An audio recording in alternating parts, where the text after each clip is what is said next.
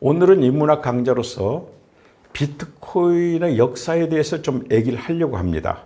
그래서 지금 제3기가 금년이거든요. 바로 제도권에 들어왔기 때문에 3기인데 제1기, 2기는 뭐였느냐? 제1기는 초창기로 탄생기죠. 그래서 비트코인이 생존기였습니다. 그 다음에 2기에는 2017년도부터요. 2기라고 할 수 있는데 여기는 급변기죠.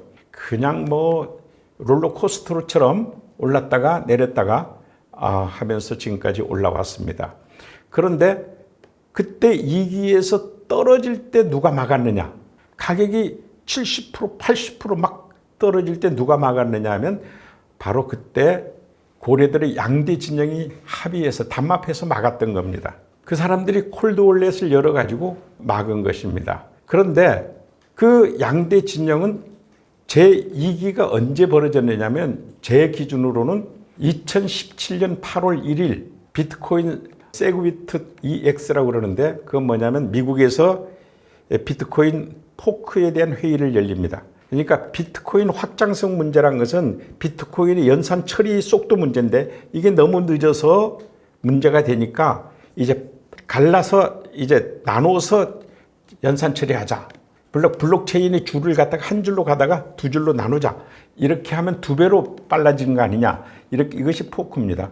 그런데 그때 당시 초창기라서 사람들이 전문가들의 우려가 그러다가 포크하는 순간에 세상이 혼란이 돼가지고 망할 거다. 그러니까 이제 서로 합의해가지고 소프트 포크로 하자. 해가지고 뉴욕에서 8월 1일 날 합의하자고 했는데 깨집니다. 그래서 할 수 없이 하드 포크로 강제로 찢어서 갈라놓는 하드 포크를 하게 되는 거죠. 그때 합의가 안 된 이유가요. 바로 이쪽 편과 저쪽 편이 나눠졌기 때문입니다. 이쪽 편은 서방계, 수장은 그레이크 라이트. 이 사람이 나중에 자기는 사토시 나카모토라고 주장한 사람입니다. 결국 아니란 게 밝혀졌지만. 그 다음에 이쪽에는 그걸 사토시 버전 측이라고 그러고 이쪽에서는 중국계, 우지안을 중심으로 해가지고 또 바로 바이낸스 장평짜오가 주도해가지고 중국계가 되는데 이걸 ABC 진영이라고 합니다. 이 양대 진영이 충돌해서 소프트 포크가 깨졌죠. 그래서 서로 원수가 됩니다. 원수가 됐다가 그러다가 계속 원수로만 지내주면 큰일 나죠. 비트코인 추락을 하는데 공멸을 할 때만 담합을 합니다. 그래서 담합을 했었는데요. 자, 이런 역사를 알고 지금 현재 그들이 담합해서 가격 조작 정책을 하지 않습니다. 지금은 이제 거래소들이 워낙 부자가 돼서 지금 304만 개의 물량을 갖고 있기 때문에 사실 10만 개만 가지면 충분히 가격 조작을 할 수 있거든요. 그래서 몇만 개만 가지고도 가격 조작 정책을 할 수 있기 때문에 이제 거래소들이 합니다. 담합을 아예 안 해요, 이제는. 그러니까 담합을 하면 사실 법은 없지만 불법적인 요소가 강하고 비윤리적이죠. 그런데 지금은 그보다 더 무서운 시대가 왔습니다. 담합하진 않아도 거래소가 이렇게 커져 버렸으니까. 거래소들이 이제는 가격이 올라오면 팔아서 떨어뜨리고 그리고 또 가격이 떨어지면 자기네가 싸게 사가지고 비축하고 이런 것을 가격 조작 정책이라고 합니다. 이제 오히려 더 무서운 시대가 되고 있고 이게 언젠가 다시 한번 세계 중앙 정부들하고 이거 가지고 큰 싸움이 한번 벌어질 겁니다. 이것은 언제 다시 싸움이 벌어질지 모르지만 시한폭탄입니다. 그 전에 양자 컴퓨터가 나와서 바로 거래소 시스템을 바꿔버리지 않는 한 이 형태는 계속될 겁니다. 자, 그러면 이렇게 여러분들이 지금 비트코인의 역사를 제가 지금부터 설명을 할 텐데요. 이거를 갖다가 여러분들이 외우라는 것도 아니고 한번 지나가는 투로 들어두면 왜 이렇게 말하는가 이해하게 될 겁니다.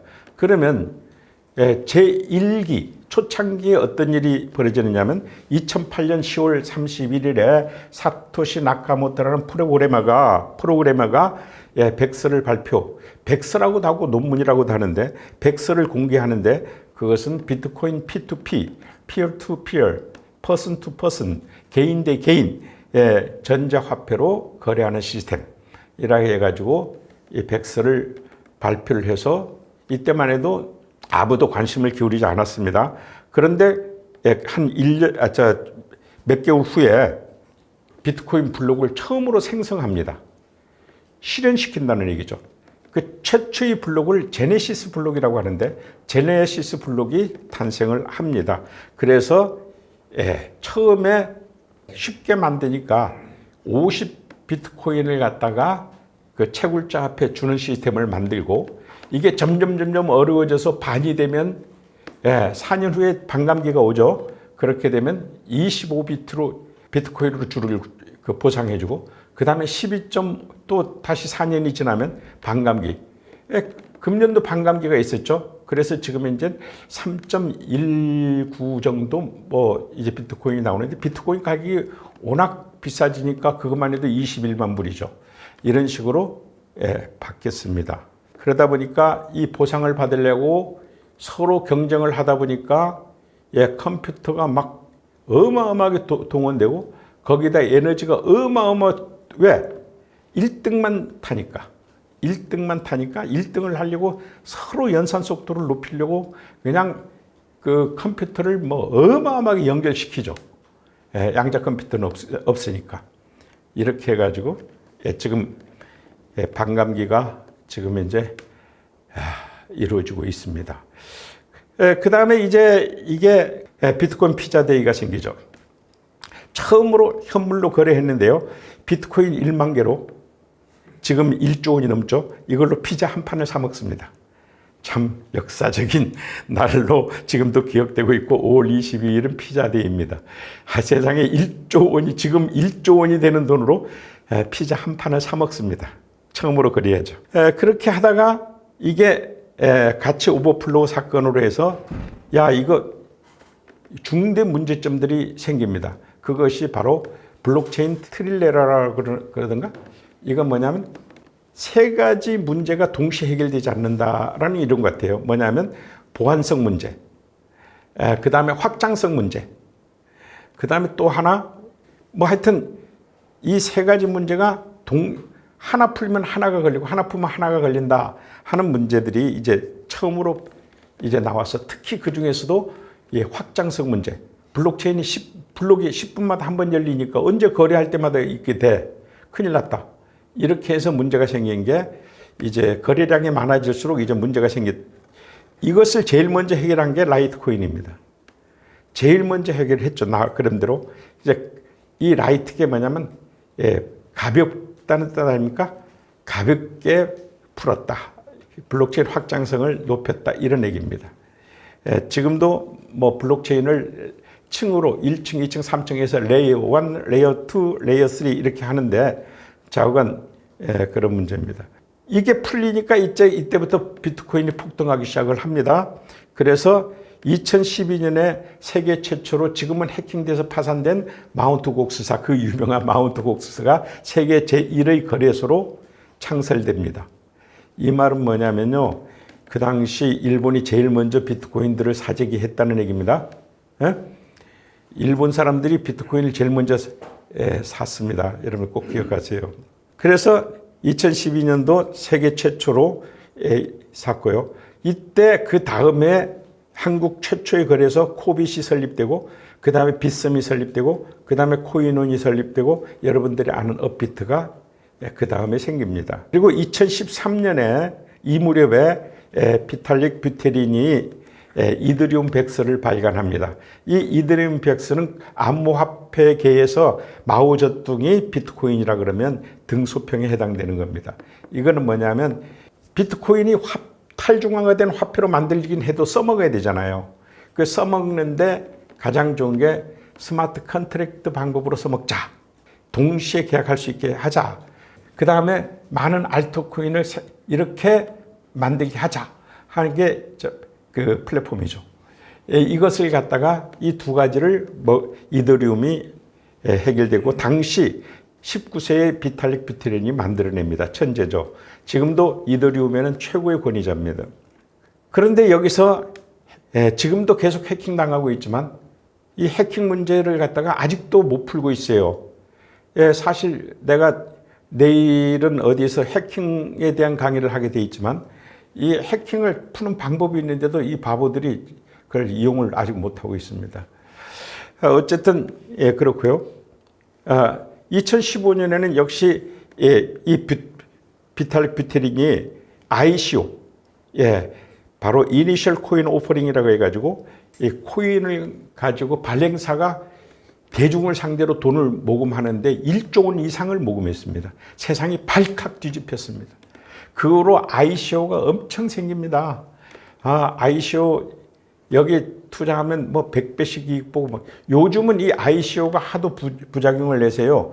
거래소에 상장도 안 되고 돈을 모금하니까 이제 거래소 상장해서 예, 돈을 모금하는 IEO, 예, 코인 발행사가 아니라 익스체인지, 바로 거래소가 모금하는 방식을 택하고 있습니다. 지금은 그것이 바로 예, 그걸로 제일 먼저 성공한 게 바이낸스의 런치패드라는 것입니다. 알트코인 상장하는 법이었죠. 예, 그래서 이때 ICO 엄청 성행했고요. 이래서 초기 알트코인들이 그때 만들어지고 거래되고 난리 납니다. 그리고 이제 그 다음에는 비트코인도 상승하고 알트코인도 어마어마하게 이제 상장되고 예, 거래가 됩니다. 이까지가 1기라면요. 자, 1기 이전이죠. 이게 2017년까지라면요.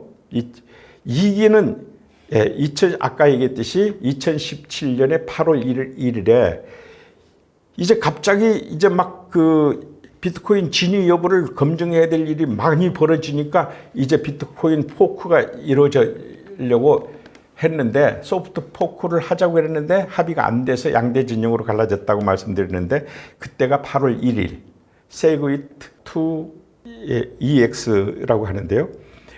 이 무렵에 예, 바이낸스라는 조그마한 회사가 당시 중국의 18위 정도의 조그만 회사가 갑자기 엄청난 투자를 받아서 비트코인 투자를 받아서 엄청난 서버를 구축을 합니다.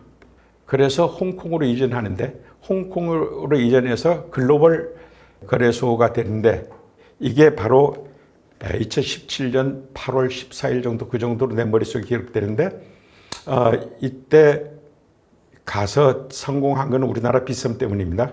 그건 나중에 설명드릴게요. 어쨌든 이렇게 하다가 이제 가격이 어마어마하게 뛰죠. 2017년에 이게 3개월 만에 무려 3,700불짜리가 19,798불로 야 이게 몇 배야 이게 척 봐도 대여섯 배를 갖다가 3개월 만에 7배 뛰어버립니다. 난리가 났죠. 난리가 났는데, 예, 이게 이제 아까 이게 바로 세그위트 EX가 불발로 끝나고요. 예, SV 진영과 ABC 진영으로 분리돼서 이게 계속 전쟁을 합니다. 그리고 자기네가 진짜 주류다. 내가 사토시 나카모토다. 아주 법적 분쟁하고 난리 납니다. 그때는 미국 재판에서 크레이크 라이트가 사토시 나카모토로 인정을 받습니다. 예, 그때 미국은 중국을 견제해야 했기 때문에. 근데 이번에 영국 재판에서는 아니다, 가짜다. 예, 해가지고 그게 크레이크 라이트가 사토시 나카모토가 아니다. 라고 재판이 영국 재판에서 뒤집어집니다. 어쨌든요. 예, 이때 바이낸스가 홍콩으로 이전하죠. 그래서 2017년 이 3개월 동안에 7배 가격이 뜁니다. 이때 중국 정부가 9월 9일 기억하는데 9월 9일부터 계속 루머가 날돌더라고요. 뭐냐면 중국 거래소가 폐쇄될 거다. 중국 정부가 공산당 정부가 다 이거 때려 부순다. 이렇게 해가지고 저 바이낸스도 홍콩으로 도망갔고 그다음에 다 도망가기 OKX니 후오비니 다 도망갔어요. 중국 땅에서. 그랬는데 거래소만 없앤 게 아니라 아주 그 거래 자체를 탄압을 하는 바람에 중국 물량들이 전 세계로 확 퍼져나갔어요. 그때 중국 물량을 제일 먼저 많이 받아들인 데가 일본입니다.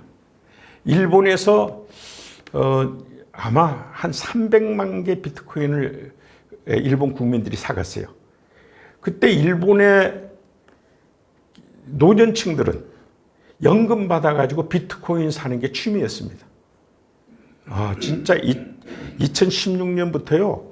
아주 그 빠찡꼬로 들어가던 돈들이 전부 그냥 비트코인 사재기로 들어갔습니다. 그건 제가 직접 우리 외삼촌이 제1교포였고 또 직접 하는 걸 내가 봤어요. 그래서 이때 크게 나라별로 달라지는데요. 이때 비트코인에 대해서 부정적인 인식을 가졌던 대표적인 나라들이 중국, 인도, 베트남, 인도네시아, 프랑스, 독일, 브라질, 이게 7개 국민들이 이 정부가 비트코인을 아주 죄악시했거든요. 그래서 지금 땅을 치면서 국민들이 후회하고 있습니다. 바보 같은 짓을 했다. 정치 지도자 잘못 만나면 이런 걸 된다는 표본으로 지금 얘기하고 있습니다. 정치 지도자가 앞날을 전혀 예측 못하면요, 나라를 어디로 끌어갈지 모르는 거예요. 사실 우리나라도 그런 점이, 우리나라 다 그렇잖아요. 이 정도만 해도 우리나라는 참 다행이다. 근데 정치권만 더 잘하면 어마어마하게 좋은 나라가 될 걸. 이런 얘기들 흔히 합니다.